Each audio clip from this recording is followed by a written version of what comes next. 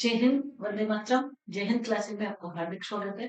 आज हम राजस्थान के राज्य व्यवस्था के टॉप 20 महत्वपूर्ण जो प्रश्न है उनकी व्याख्या सहित हल करेंगे। तो शुरू करते हैं हमारे फटाफट।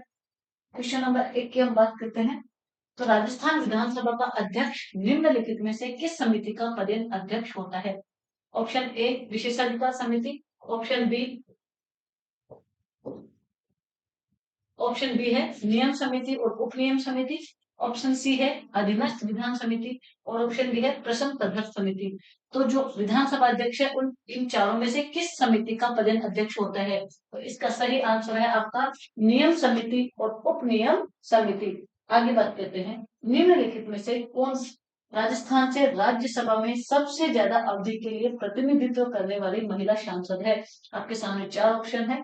ऑप्शन ए उसी Khan, option B Lakshmi Kumar Chundawat, option C है शारदा भार्गव और ऑप्शन डी है शांति पहाड़िया। तो इसका सही उत्तर हो जाएगा शारदा भार्गव। शारदा भार्गव राजस्थान से 3 बार राज्यसभा में जा चुकी है। इसके बाद में नाम आता है प्रभा ठाकुर का। प्रभा ठाकुर जो है राजस्थान से 2 बार राज्यसभा में जा चुकी है।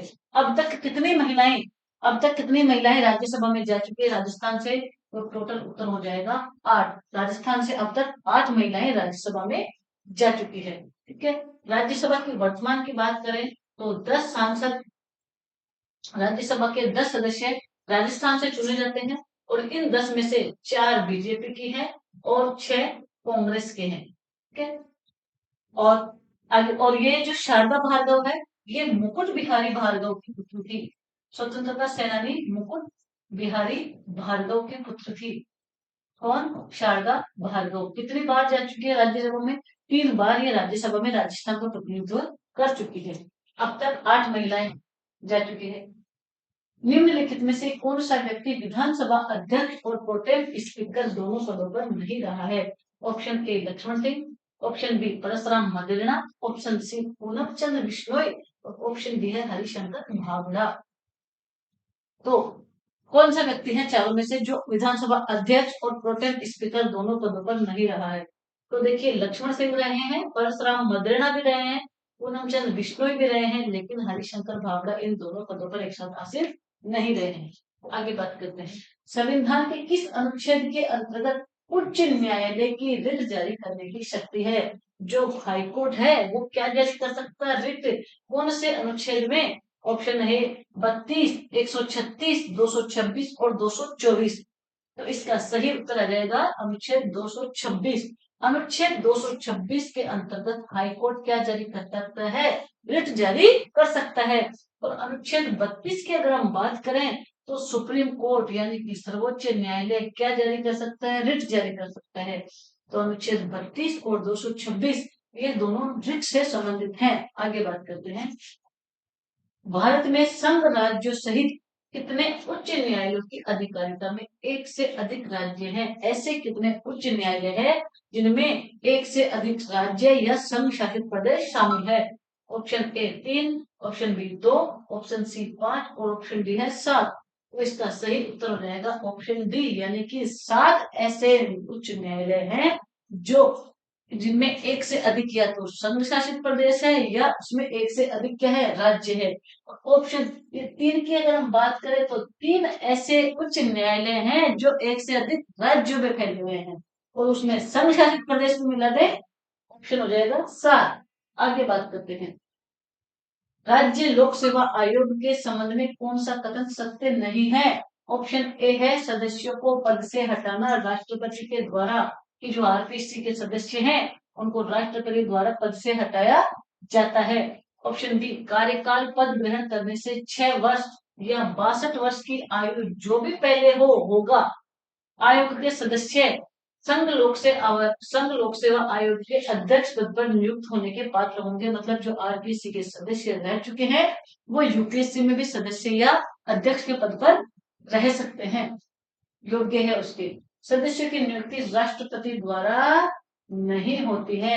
आरपीएससी के सदस्यों की नियुक्ति जो होती है वो राज्यपाल द्वारा होती है। अनुच्छेद 316 के तहत। अगर हम आरपीएससी की हम बात करें तो आरपीएससी के सदस्यों को नियुक्त कौन करेगा? राज्यपाल। कौन से अनुच्छेद में करेगा? 316 में करेगा। और आरपीएससी के वर्तमान सदस्य, वर्तमान अध्यक्ष कौन है?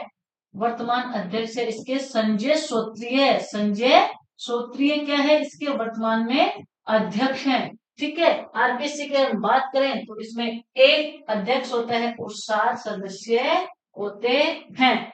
आगे बात करते हैं। आरपीएससी के संबंध में निम्न में से कौन सा कथन सही नहीं है? फिर से आरपीएससी ने क्वेश्चन, अध्यक्ष के रूप में डीएस तिवारी का सर्वाधिक कार्यकाल रहा है। आरपीएससी सदस्यों की संख्या व सेवा शर्तों का निर्धारण राज्यपाल द्वारा होता है। सेवा शर्तें और निर्धारण अभी पढ़ा था पहले, नियुक्ति 316 में राज्यपाल। एन के बेरवा आरपीएससी के सचिव और अध्यक्ष दोनों रहे हैं और अब तक आरपीएससी में 8 महिला सदस्यों की नियुक्ति की गई है। तो ये ऑप्शन आपका गलत। 8 महिला सदस्य तो किस में रही है? राज्यसभा में रही है। यहाँ कितनी महिलाएं रह चुकी हैं? 7 महिला सदस्य जो है आरपीएससी में मेंबर रह चुकी है। अगर वर्तमान की हम बात करें, वर्तमान की अगर हम बात करें तो 2 महिला सदस्य है, राजकुमारी गुर्जर जी का यहाँ पे स्थान खाली हो गया। वर्तमान में संगीता आर्य, संगीता आर्य और दूसरी सदस्य है मंजू शर्मा। मंजू शर्मा और संगीता आर्य ये दोनों अभी राजस्थान लोक सेवा आयोग में क्या है? सदस्य हैं। एक इम्पोर्टेंट फैक्ट और है कि राजस्थान की प्रथम महिला, आरपीसी की प्रथम महिला सदस्य कौन थी? महिला सदस्य तो वो थी कांता खतूरिया। कौन थी? कांता खतूरिया। ठीक है, और कांता खतूरिया और एक और है प्रकाशवती जी, प्रकाशवती। ये दोनों आरपीएससी के साथ साथ यूपीएससी के में मेंबर रह चुकी है। तो बहुत इंपॉर्टेंट फैक्ट है कि राजस्थान की वो 2 महिलाएं जो आरपीएससी में भी रह चुकी है और यूपीएससी में भी। तो ऑप्शन आ जाएगा कांता खतूरिया और प्रकाशवती जी। अब तक 7 महिलाएं आरपीएससी में मेंबर रह चुकी है, एक भी महिला अध्यक्ष के पद पर नहीं पहुंची है। आगे बात करते हैं, पंचायती राज के संबंध में कौन सा कथन सही नहीं है? पैसा पंचायत अनुसूचित क्षेत्रों में विस्तार अधिनियम 10 राज्यों में विस्तृत है। अनुच्छेद 243 से 243 ओ तक 73वें संविधान संशोधन द्वारा जोड़ा गया है। ऑप्शन सी है सरपंच, उप सरपंच और वार्ड पंच अपना त्याग पत्र विकास अधिकारी यानी कि बीडीओ को देते हैं और राजस्थान में प्रथम 3 वर्ष की अवधि तक सरपंच के विरुद्ध अविश्वास प्रस्ताव लागू नहीं किया जा सकता। तो देखते हैं पैसा कितने राज्यों में? 10 राज्यों में। एकदम सही बात है। 243 से 243 ओ 73वें संविधान संशोधन द्वारा जोड़ा गया, बिल्कुल सही है। सरपंच, उप सरपंच और वार्ड पंच अपना त्याग पत्र किसको देते हैं? बीडीओ को देते हैं, ये भी सही बात है। ठीक है, अब गलत क्या है इसमें? ये जो 3 वर्ष है ना, यानी कि जो सरपंच होता है चुनने के 2 वर्ष तक और अंतिम जो साल होता है उसमें उसके अविश्वास प्रस्ताव लागू नहीं होता है। तो अवधि की जगह 2 वर्ष की अवधि आएगा, प्रथम 2 वर्ष और अंतिम का 1 वर्ष, इसमें अविश्वास प्रस्ताव लागू नहीं किया जा सकता। आगे बात करते हैं, राजस्थान के प्रथम मुख्य सचिव, बहुत सीधा सा प्रश्न है, के राधाकृष्णन, श्री के राधाकृष्णन है। एच बी उज्जवल, श्रीमती कुशल सिंह और ओम प्रकाश मीणा जी। तो इन चारों में से कौन है? आपका सही उत्तर आ जाएगा श्री के राधाकृष्णन। एच बी उज्जवल की अगर हम बात करें तो ये राजस्थान के प्रथम कार्यवाहक, प्रथम कार्यवाहक मुख्य सचिव थे। कुशल सिंह की बात करें तो प्रथम महिला मुख्य सचिव कुशल सिंह और ओम प्रकाश मीणा जी की बात करें तो प्रथम एसटी थे, तो जो मुख्य सचिव रहे हैं। आगे चलो, राजस्थान राज्य मानवाधिकार आयोग के बारे में कौन सा कथन सही नहीं है? कथन 18 जनवरी 1999 को हुआ। इसमें कार्य प्रारंभ 23 मार्च 2000 को किया। इसमें एक अध्यक्ष और 2 सदस्य होते हैं।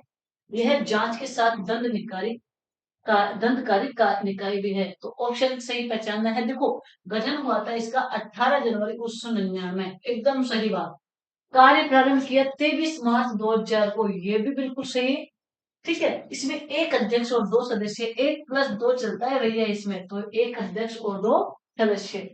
जांच के साथ दंडकारी निकाय नहीं है, ये दंड नहीं दे सकता, ये केवल क्या कर सकता है भैया, जांच करो और खुश रहो। तो इसमें ऑप्शन डी आपका गलत हो जाएगा, ये जांच कर सकता है, दंड नहीं दे सकता। राजस्थान राज्य निर्वाचन आयोग के बारे में कौन सा कथन कर सकते हैं? ऑप्शन ए, गठन 17 जून 1995 को हुआ। उल्लेख भाग 9 व 9 के 243 के और 243 जेड ए में है। प्रथम निर्वाचन आयुक्त अमर सिंह राठौड़ है। यह आयोग स्थानीय निकायों के चुनाव करवाता है। तो आपको इसमें से सही उत्तर पहचानना है। तो देखिए, जो राजस्थान राज्य निर्वाचन आयोग की हम बात कर रहे हैं, इसका गठन 17 जून 1994 को हुआ। इसका गठन कब हुआ? 17 जून 1994 को हुआ। और 9 के अनुच्छेद 243 के जेड ए याद रखना है, राजस्थान राज्य निर्वाचन आयोग के बारे में। और प्रथम निर्वाचन आयुक्त थे अमर सिंह राठौड़। और स्थानीय निकायों के ये चुनाव करवाता है, पंचायती राज के और शहरी निकाय के। आगे बात करते हैं, राज्य वित्त आयोग पंचायतों की वित्तीय स्थिति के बारे में अनुशंसा किसको करता है? ऑप्शन ए, राज्यपाल। ऑप्शन बी, मुख्यमंत्री। ऑप्शन सी, राज्य के वित्त सचिव। और ऑप्शन डी है राज्य के वित्त सचिव। और ऑप्शन ए, सी था वित्त मंत्री। तो ये अनुशंसा करेगा राज्यपाल को। राज्य वित्त आयोग पंचायतों की वित्तीय स्थिति के बारे में किसको अनुशंसा कर सकता है? राज्यपाल को। आगे बात करते हैं, निम्नलिखित कथनों पर विचार कीजिए। राजस्थान में लोकायुक्त संस्था की स्थापना 1973 में की गई। ऑप्शन बी, आईडी द्वारा राजस्थान के पहले मुख्य लोकायुक्त थे। लोकायुक्त विधेयक लाने वाला प्रथम राज्य राजस्थान था। और ऑप्शन डी है, लोकायुक्त के दायरे में राज्यपाल, मुख्यमंत्री, न्यायाधीश, चुनाव आयोग और आरपीसी सदस्य नहीं आते हैं। तो देखते हैं इसको। लोकायुक्त संस्था की स्थापना 1973 में की गई, एकदम सही बात, सही है ये। आई दुआ जो थे वो पहले मुख्य लोकायुक्त थे, वो भी सही है। लोकायुक्त विधेयक लाने वाला प्रथम राज्य राजस्थान नहीं था, कौन था? उड़ीसा। पहला राज्य उड़ीसा था, जो क्या लेकर आया था? लोकायुक्त विधेयक लेकर आया था। और लोकायुक्त के दायरे में राज्यपाल, मुख्यमंत्री, न्यायाधीश, चुनाव आयोग, आरपीएससी आदि सदस्य नहीं आते हैं। राजस्थान सूचना आयोग का गठन कब किया गया था? 18 अप्रैल 2008, 18 अप्रैल 2006, 18 अप्रैल 2007 और 18 अप्रैल 2005। सही उत्तर की आपको पहचान करनी है, तो सही उत्तर आ जाएगा 18 अप्रैल 2006। इस दिन क्या हुआ था? राजस्थान सूचना आयोग का गठन किया गया था।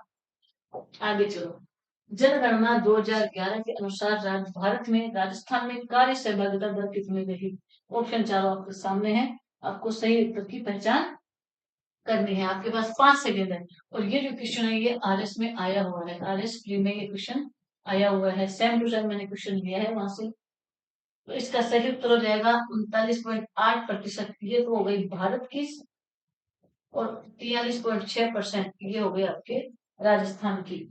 तो भारत और राजस्थान में कार्य सहभागिता दर हो जाएगी 39.8 और 43.6। कई बार question same to same repeat होते हैं।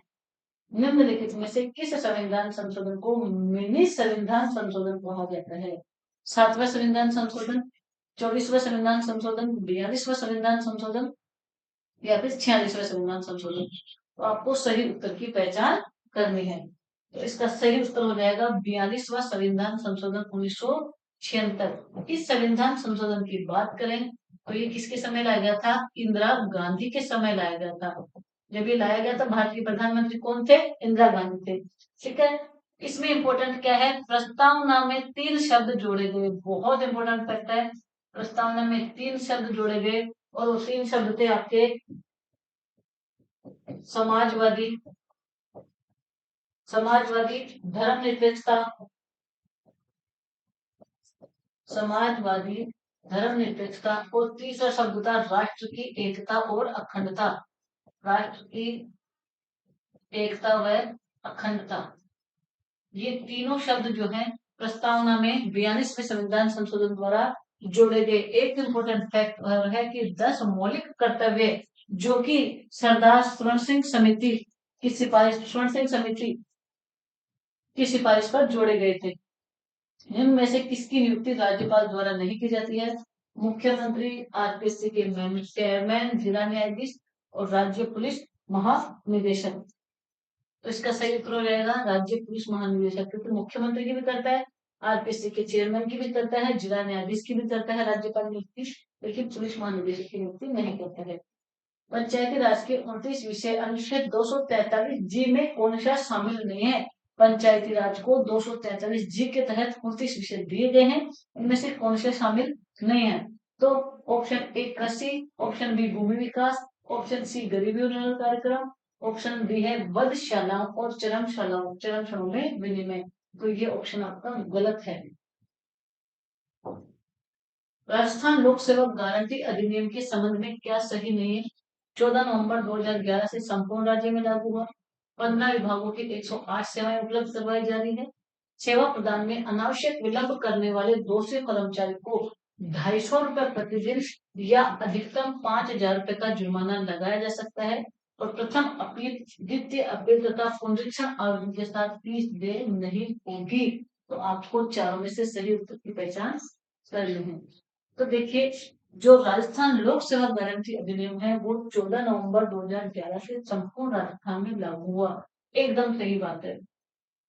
वर्तमान में 15 विभागों की 108 सेवाएं, ये गलत है। ये शुरू जब हुआ था तो 15 विभागों की 108 सेवाएं थी। वर्तमान में इसमें 27 विभागों की 287 सेवाएं इसमें शामिल है।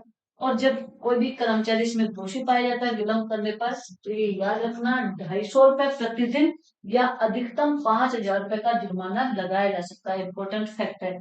और जो प्रथम अपील, द्वितीय अपील और पुनरीक्षण के साथ इसमें फीस दे नहीं होती है। आगे बात करते हैं। निम्न में से कौन राज्य विधानसभा के साधारण निर्वाचन की अधिसूचना जारी करता है? जब राजस्थान में राज्य विधानसभा के निर्वाचन होते हैं तो अधिसूचना कौन जारी करता है? ऑप्शन ए भारत निर्वाचन आयोग, ऑप्शन बी राष्ट्रपति, ऑप्शन सी राज्यपाल, ऑप्शन डी है राज्य निर्वाचन आयोग। तो इसका सही उत्तर हो जाएगा राज्यपाल। जब राजस्थान में विधानसभा के निर्वाचन होंगे, अधिसूचना तो कौन जारी करेगा? राज्यपाल। अधिसूचना कौन जारी करेगा? राज्यपाल। और चुनाव कौन करवाएगा? भारत निर्वाचन आयोग। और राज्य निर्वाचन आयोग अभी हमने पढ़ा है, ये पंचायती राज स्थानीय निकायों का चुनाव कौन करवाएगा? राज्य निर्वाचन आयोग। और विधानसभाओं के चुनाव कौन करवाएगा? भारत निर्वाचन आयोग। अधिसूचना कौन जारी करेगा? राज्यपाल। तो ये हमारे 20 क्वेश्चन थे, बहुत ही इंपॉर्टेंट है, आपको इनको अच्छे से देख लेना है। और आशा करती हूँ कि आपके जो जिनकी तैयारी बहुत अच्छे से चल रही है, उन्होंने लगभग 17-18 प्रश्नों के तो आंसर सही दिए होंगे। अगर इससे कम है तो आपको अपनी तैयारी को और भी ज्यादा तैयारी पे जोर देने की आवश्यकता है। अपनी तैयारी लगातार बनाए रखिए, समय बहुत कम बचा है। जय हिंद, जय भारत।